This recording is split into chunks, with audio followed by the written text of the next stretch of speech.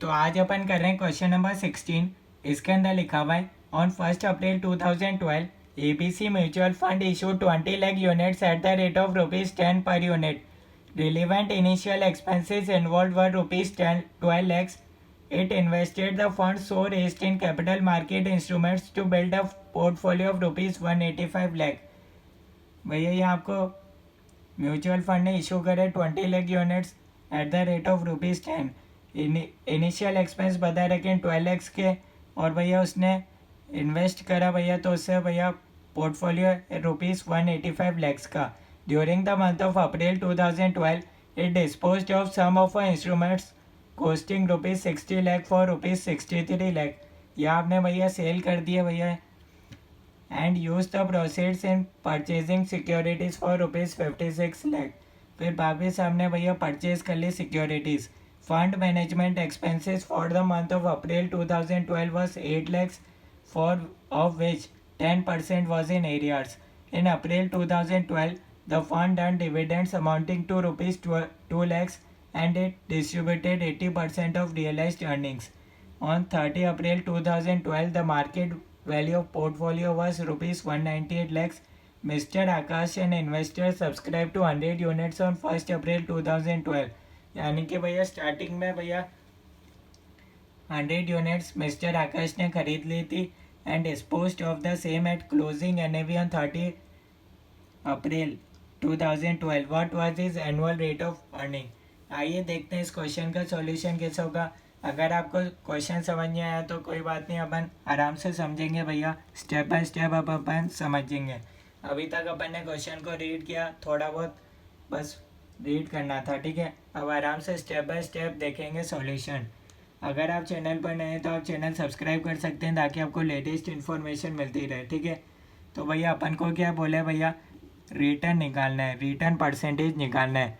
इसका फॉर्मूला होता है भैया D1 plus NAV1 minus NAV0 divided by NAV0 into 100 into 12/n.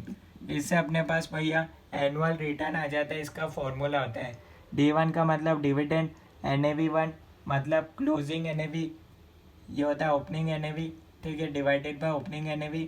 And का मतलब होता है पीरियड, ठीक है.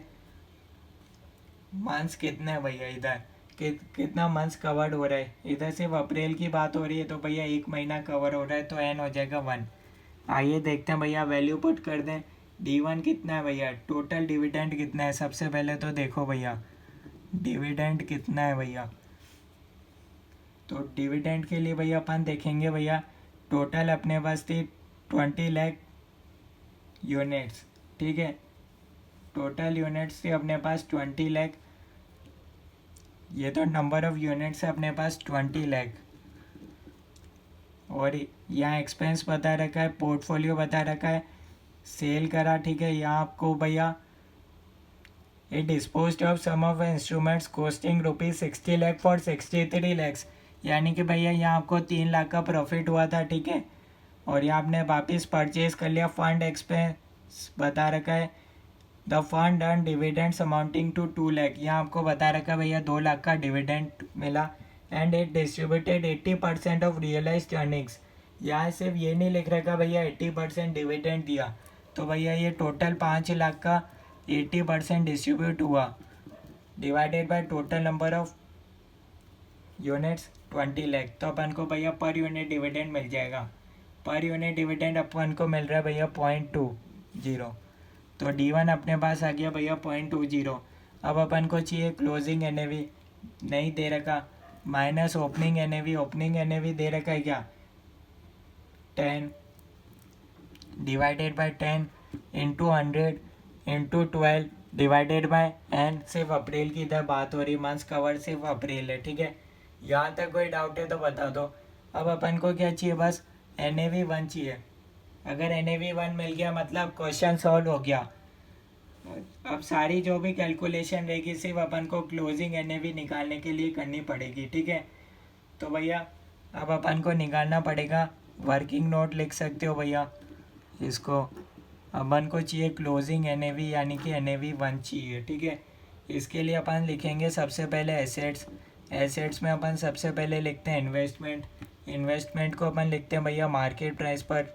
देखो भैया इन्वेस्टमेंट की भैया मार्केट प्राइस यहाँ आपको दे रखी है भैया टोटल।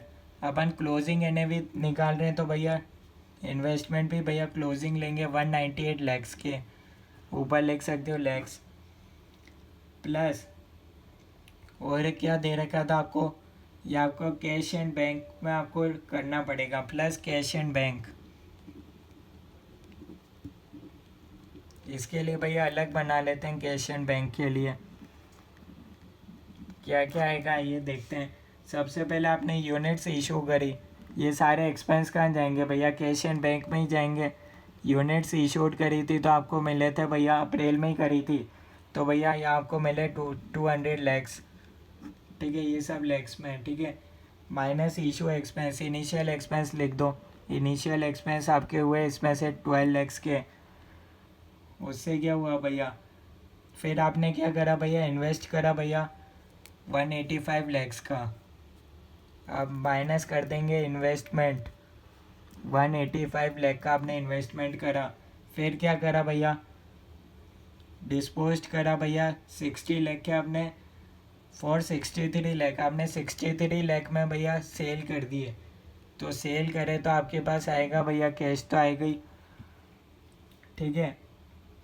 फिर आपने वापस इन्वेस्टमेंट कर दिया, तो ये आपका इन्वेस्टमेंट नंबर 2, इसको नंबर दे दो, 2 इन्वेस्टमेंट हो रहे हैं क्योंकि 56 लाख का आपने इन्वेस्टमेंट करा। उसके बाद भैया एक्सपेंस हुए आपके कितने हुए, फिर आपके हुए फंड मैनेजमेंट एक्सपेंसेस, तो आपके हुए भैया 8 लाख के, उसमें से आपने 10% पे ही नहीं करा। फंड मैनेजमेंट एक्सपेंसेस 8 लाख में से आपने 10% तो भैया पे करा ही नहीं। जो पे नहीं करा तो उसको माइनस क्यों करेंगे कैश एंड बैंक में से, जितना पे करा उतना ही तो माइनस करेंगे, 7.20 ही माइनस करेंगे। और क्या हुआ इसके बाद, डिविडेंड मिला आपको 2 लाख का, ठीक है। तो इसकी अपने पास आ रहा है, इसको अपन टोटल कर लेते हैं, तो ये अपने पास आ रहा है भैया 4.8। या अपने पास हो गया कैश एंड बैंक क्लोजिंग आ गया 4.8। अब माइनस कर देंगे भैया लायबिलिटीज़। क्लोजिंग एनएवी का निकालने का तरीका होता है एसेट्स माइनस लायबिलिटीज़, ठीक है। कितनी लायबिलिटीज़ है भैया, यहाँ अपने पास भैया एक तो है सबसे पहले फंड मैनेजमेंट एक्सपेंसेस की, कितनी भैया 10% एरियर में था, 8 लाख का 10% 0.8, ये आपका एरियर में है, ठीक है।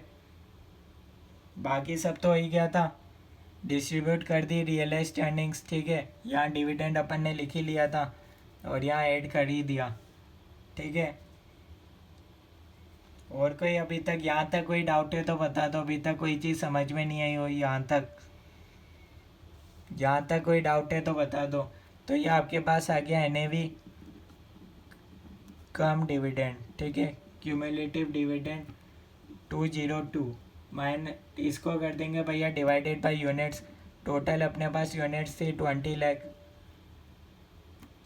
ये अपने पास आ जाएगा एनएवी पर यूनिट कम डिविडेंड ही आएगा 10.10,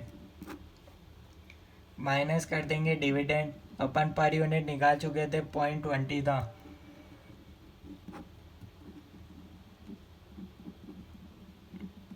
ये अपने पास आ गया एक्स डिविडेंड, कितना आया 9.90, ये अपने पास आ गया भैया 9.90। इसको आप सॉल्व कर सकते हो भैया, ये अपने पास आ रहा है 12% पर एनम। तो ये इस क्वेश्चन का सॉल्यूशन है। कोई डाउट है तो आप कमेंट्स के अंदर बता सकते हो, कोई भी चीज़ समझ में नहीं आए तो बता सकते हो। बाकी